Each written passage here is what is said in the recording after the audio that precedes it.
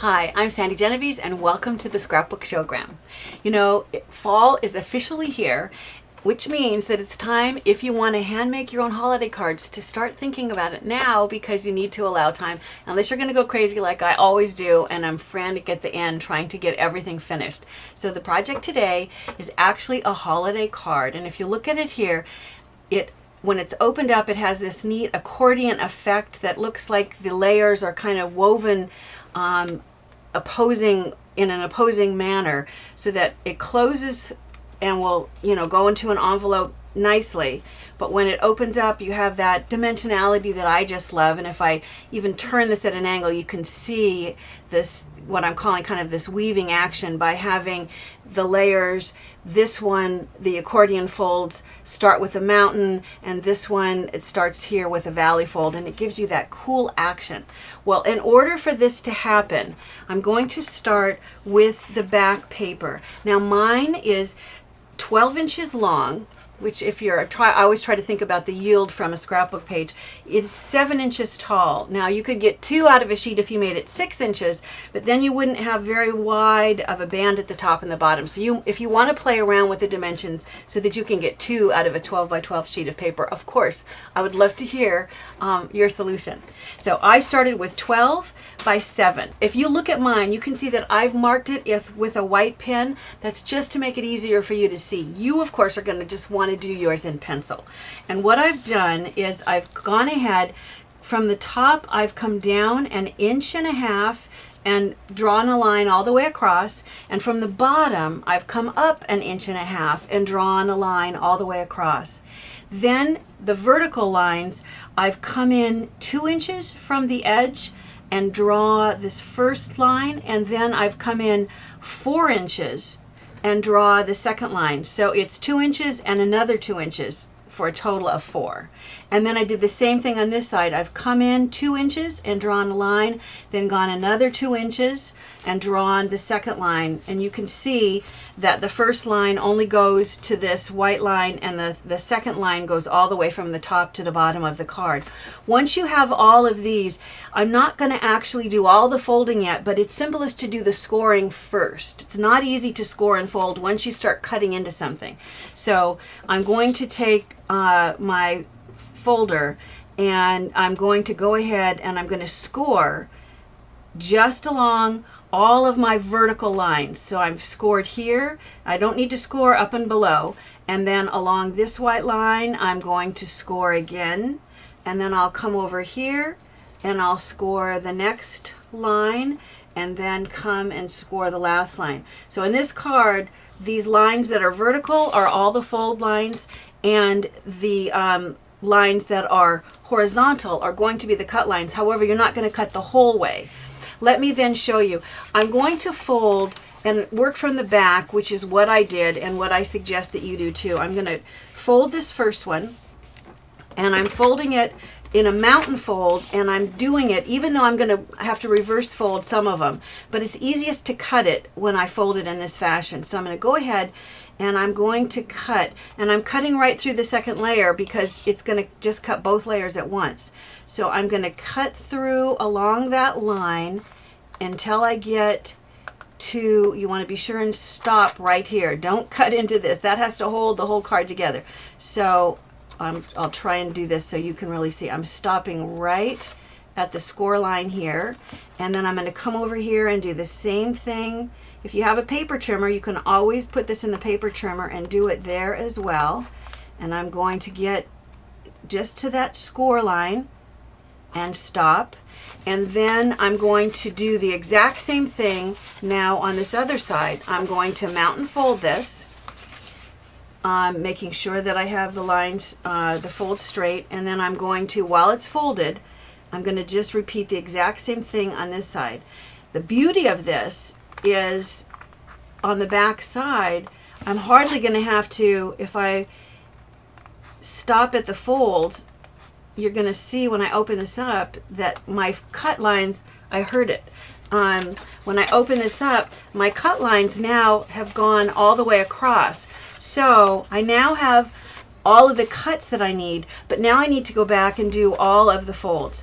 Well, this first score line, I'm going to make as a valley fold. So I'll turn this over so hopefully you can see. And I'm going to just, remember I'm not folding, I'm just folding in this section here. So I'm going to create, if you're looking at it from the front, what's a valley fold, I'm going to reverse fold this one into a mountain. And this valley is correct. And now I'm going to do a mountain on this end. But once again, I don't need to fold the whole thing. I'm just going to fold the portion of it that has been scored. Remember, you haven't scored the edges, so that part's going to be easy. So now you can see the only thing that remains to be done is to go back and fold the remaining folds.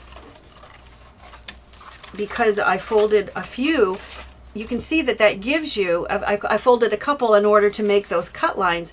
So, and then when I fold this up, you can see how it's going to fold closed in order to become a cool card. Now it's a question of just decorating. So I have this, I have one that I've also done. I'll set this down and I'll go ahead and we'll add the decoration. What I did first is I took patterned paper, and this happens to be in a zebra pattern, and I'm going to go ahead now. I know I say this all the time, you're going to put more adhesive than this. I'm putting enough on here just so that it will stay in place so that I can show you the construction of the card. And I'm just layering it right on, using the top and the bottom and the side as my guide, just layering it right over the top. And I do less adhesive because it's just faster, and that way you don't have to wait so long. What I normally would do is I would do adhesive all around the edge and then like maybe an X in the middle. And then I'm going to come over here, and on this edge I'm going to do the same thing. The dimension of this zebra stripe paper is 2 inches wide to match the fold that I already placed in the green paper, and then the 7 inches tall that the card is. So you're going to go ahead and create those elements. To get the elements that are here, what I've done is I've taken and I've just used some green paper with a white pen, and I'm going to use this green paper with my white pen, and then I'm going to handwrite, and I'm going to just write a message that is holiday themed. So I'm going to write, oh joy, and I'm just writing on a diagonal over and over, creating what looks like just a repetitive pattern. Now I'm not going to stop to do the whole thing, but you'd be surprised, even if you don't like your own handwriting, if you are writing on a diagonal, particularly if you're writing with a white pen on a dark paper, for some reason it enhances the look, because it just looks like a repeated pattern. And when people look at it closely, they'll realize, oh my goodness, that's your handwriting. It is a simple thing to do, and even if you're not crazy about your handwriting, try it, because you might decide that once it just looks like a pattern, you actually like it. However, if you're making a lot of cards, that's going to take a little bit of time. I like to give you options. It's much less expensive to make it yourself, but it's going to take more time. So if you come across a pattern paper that works for the color scheme that you're doing on your card, then by all means go ahead and pick that up, because it will be a time saver. You can see that I'm just laying these into this section that's following the fold lines on the top and the bottom pattern. And of course this particular one would have all of the repeated pattern, writing oh joy would be on the whole sheet.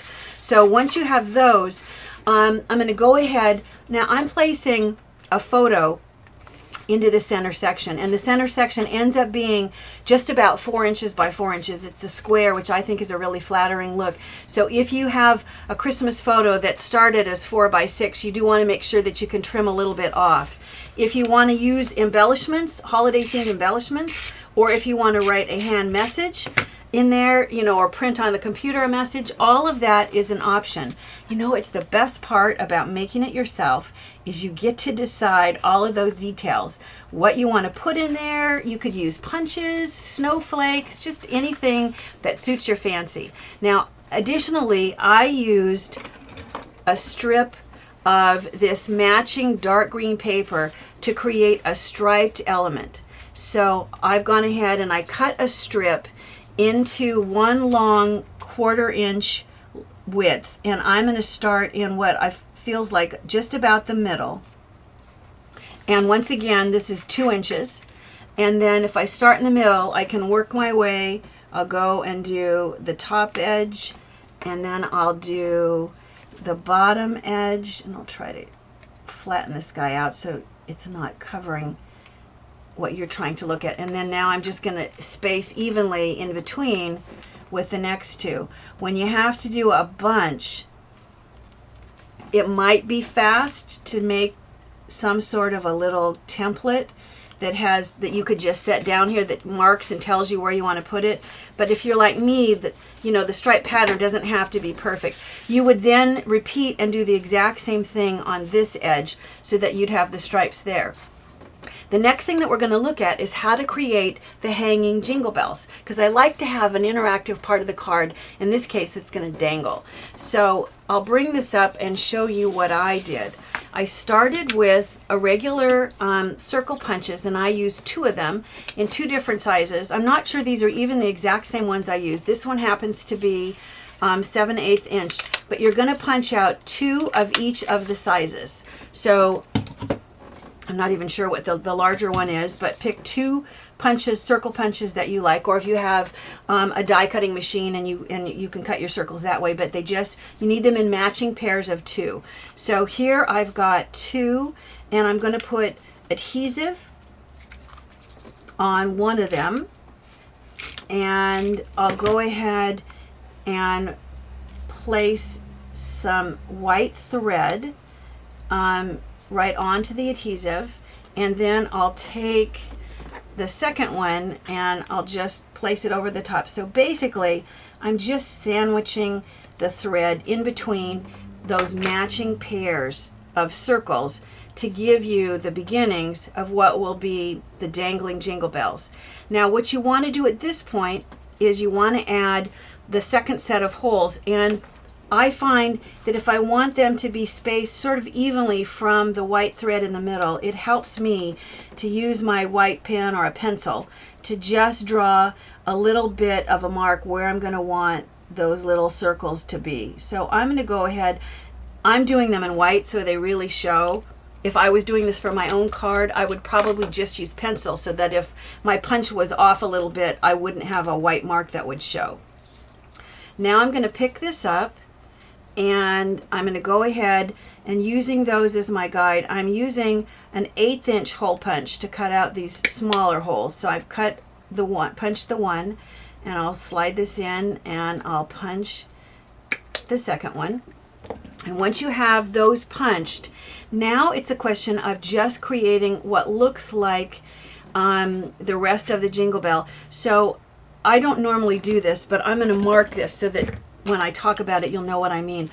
Coming sort of evenly from the midpoint of those 2 holes, I'll just mark a tiny little speck there with the white pen to see exactly where I want to start my first cut. And all I'm going to do is take my scissors, and starting at that midsection, I'm going to cut kind of an arc that goes from that mid right into the first hole, like so. And then I'm going to cut a little sliver exactly right next to it so that I'm just duplicating my first cut, and you can see how I've cut that out. Now I'm going to flip it over because it's easiest for me to cut so that you can see going this. I'm going to start once again in that middle section and cut at an angle, a little bit of an arc up into that circle, and then repeat it. And you really do get what looks like a jingle bell. Most of the time a jingle bell is done in a mold, and it has a little seam, a bulge in the center, and I'm going to replicate that by simply using my white marker. This Sakura Jelly Roll pen, I could not live without it. I'd use it for everything. So that will give me, and then as I hold this up, you can see that somehow I thought I was being careful about punching my holes, but my string or my thread isn't quite in the middle. So I'm going to, while I hold this, I'm going to slide this over a little bit, which you can do to make sure that it's hanging from the middle of those. At this point then, it's time to go ahead and hang this into the card. Now I want this to hang somewhere in this area. Oh, you're going to want to put those white lines that are on this side, you're going to want to flip it over and put the white lines on the back as well. You want it, because it's going to dangle and spin around, which is cool. At this point, I'm going to just take a little piece of tape, and I'm going to go ahead and I'm going to line this first circle right next to that fold line, which is really obvious because I've got it marked in white. Now I'm barely tacking it down. I'm not pushing it hard, because at this point I then lift it up and I say, all right, how far down do I want? Is that too long? Is that too short? Do I want to go longer, shorter? Leave your thread nice and long so you can play with it until it's where you want it. And then when it's where you want it, then go back and really push down on your tape. And then you would repeat the same thing with the smaller one. You're going to want to go back at some point and trim off this excess thread that you don't need. And let me bring up the one that's completed. And you can see I've got the smaller one and then the larger one. And if I flip this, let me just turn this around so you can see. There you can see the tape that's actually holding those layers together, holding them, attaching them to the card. The only final element, I just hand cut what looked like the holly and then used some smaller circles to create this little cluster of holly. This could be a wreath. I mean, you could put a snowman, you could put a tree, if you happen to want to add any other little embellishments, it's an easy thing to add that as well, especially maybe if you have like a punch. In this case, like a white snowflake punch would look good there as well. So it's going to then fold up and it's going to fit into the envelope. Remember, you want to start your card and make sure that it's going to fit in an envelope. Before you start with your dimensions, make sure that when it's folded up, you have an envelope that's going to work. When this is folded, this ends up being 4 inches wide by 7 inches tall. This is an A7 envelope, which is 7 1/4 inches long, and it's 5 1/4 inches wide. So I have a 1/4 inch play that's going to work to for the width of my card, and then I can slide it, although I've got quite a bit, I can slide this further if I need to, but I'm going to just leave it like so, and it's ready now for you to stamp it. Another thing, it depends how thick the paper is, how many layers you add to it. At this point, if you want to make sure that a regular stamp is going to be fine, take one to the post office and have them just tell you, put it on the little scale, or if your post office has a scale out, some of the post offices I've been to have one, you can just set it yourself. Make sure that you check ahead. One year I got all of my cards back. Thank goodness it was a year that I sent them out early enough, but I got them all back because they needed like 3 cents more postage or something. So I had time to put the extra postage and mail it, but don't let that happen to you. Take one finished one, exactly using the paper and everything, just how you're going to do it, and get it weighed so that you know your postage. If you're going to hand make your own holiday cards, this just may be the one for you.